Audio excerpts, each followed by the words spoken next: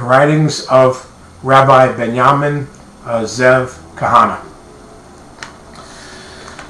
This is a shiur that Binyamin did in 1993. It was written, and this is on Lag BaOmer.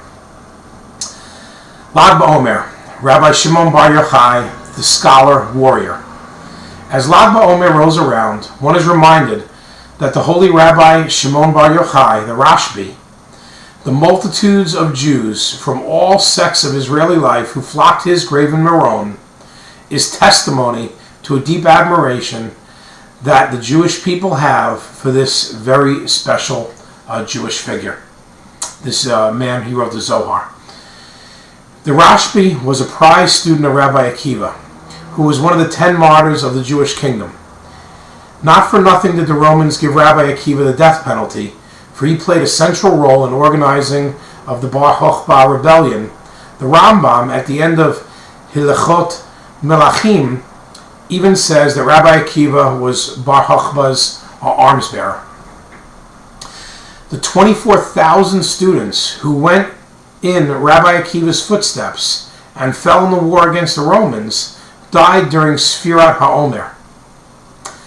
And during this period, and the traditional restrictions we practice today are an expression of the struggle of the Jewish nation for spiritual independence. Rabbi Akiva himself sat in prison for several years for denying the Roman decrees by holding public Torah rallies. And for this he was eventually tortured and executed. These were the two sides of the leadership of Rabbi Akiva. The willingness to go out and sacrifice for national sovereignty, as well as the ultimate sacrifice for Torah. The fierce combination of nationalism and Torah that burned in his bones was passed on to his students, and the greatest of them all was the scholar warrior Rabbi Shimon Bar Yochai, who was ordained by his Rav after the rest of the students were killed in the revolution. The Rashbi established the basic Torah foundations of oral law as we know them today.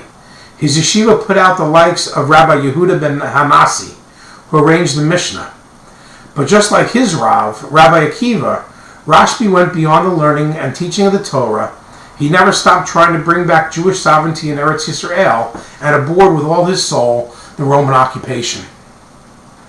His belligerent attitude toward the Romans, he made no secret, even when it meant putting himself in danger just for expressing such opinions, as we are told in Tractate Shabbat 33. Once Rabbi Yehuda said, "How fine are the works of this nation," meaning Rome, "for they have made streets, they have built bridges, they have erected baths."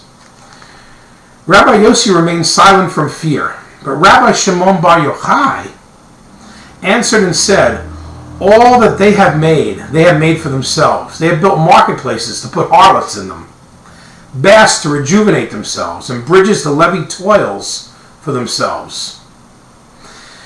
When these words got to the Roman authorities, a price was put on the head of Rabbi Shimon Bar Yochai, and he was forced to go underground for 13 years, during which time he and his son Eleazar were miraculously kept alive, and to them was revealed the wonders of the hidden Torah, which is collected, as I said previously, in the Zohar. These difficult times did not break him, but only reinforced his hatred for the evil empire as he continued to struggle against the Romans to liberate the Jewish people. Though Lag BaOmer falls during the Sphira, when we mourn the death of Rabbi Akiva's students, it is a day of rejoicing. For when all the other students of Rabbi Akiva were killed in war, the Rashbi managed to survive, and he symbolizes the vitality of those who fought the Romans, and he represents the continuation of the scholar warrior. He is the eternal flame that cannot be extinguished and will remain rekindled until the final victory of complete redemption may it come speedily in our days. And I'll show you a picture. This is a picture of Binyamin, his family. Him and Talia were murdered in their van, and their children were actually with them. And the children, although over 50 bullets hit their van, I think above actually even 60 bullets hit their van, Baruch Hashem, the children miraculously survived, because the van crashed, and of course Binyamin and Talia were killed. So this is a picture of the family, as you can see, and may their blood be avenged. That's Binyamin and Talia's, and may their children grow up to be just like the grandfather and their father, and warriors in Torah like Rabbi Shimon Bar Yochai. Amen.